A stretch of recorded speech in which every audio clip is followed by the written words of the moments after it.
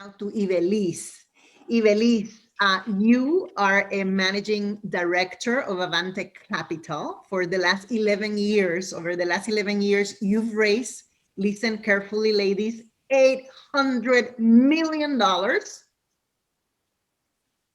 Ivelisse has deployed 650 million already to 40 companies and 120 other acquisitions in tranches of 5,000 to 25,000. I'm sorry, 5 million to 20, we're talking millions, 5 million to $25 million. So that's, such an impact. We're so honored that you're here, that you are representing, Latinas in the industry, really, where there are not that many. You have funded businesses that started small, like many of our businesses, and then became multi-million-dollar operations. We know, Ivelisse, that you personally and also in your business, you are very committed to advancing women. Tell us about how you and Avante are supporting the growth of women businesses, and what are the trends that you're seeing? Sure. Well, it's so nice to be here. I wanted to start first by saying that while $800 million does sound like a lot of capital, actually in the grand scheme of things, it's a drop in the bucket, right? So as context, there's about $70 trillion of capital to manage in the United States, 70 trillion.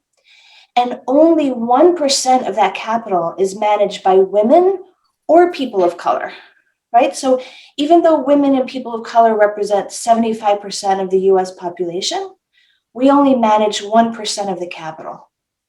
And the result of that is a lot of what we're talking about today, which is our communities don't get access to that capital. The capital remains in the communities that manage it. And so it's a very big issue that's really obstructed a lot of businesses from growing, right? I'm encouraged because I feel like the last year, a lot of our challenges in the country, a lot of our social and racial challenges have created a lot of awareness around it. And there's a lot more intention and focus around investing in our communities. So there are a lot more options than there used to be. There are a lot of more banks, a lot more creative finance companies that are evolving to service our communities. That said, our businesses are still really small. They're really, really small.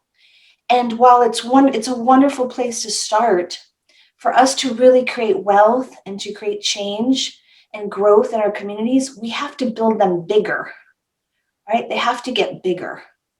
And so, which is why I'm so excited to be with Rosario and Lucy, because they're talking about ways to grow your businesses, right? How you could really, because there's no difference between us and companies that are larger. I mean, I look at these companies all the time and I think, we can manage these businesses, right? We could be the CEO, we could be the CFO. Like, there's nothing special about this. We have the capital, right? We hire the talent. We know we have talent too. So I think that's what we've been really committed to at Avante, which is not only supporting women, and people of color managing businesses, but really trying to get women and people of color into this industry to manage capital so that we can go out and find entrepreneurs from our communities and help them grow. Because if there's not any people in my seat that look like us, our people are never going to get capital. Never going to get capital. And so I'm very excited to be here today. Yes, Ivelisse, before I move to talk to Lucy a little bit more, have you seen particular trends in, extraordinary growth in certain industries or certain type of products or services that we should be aware of, whether we have a company in that sector, or maybe our companies can move into those services?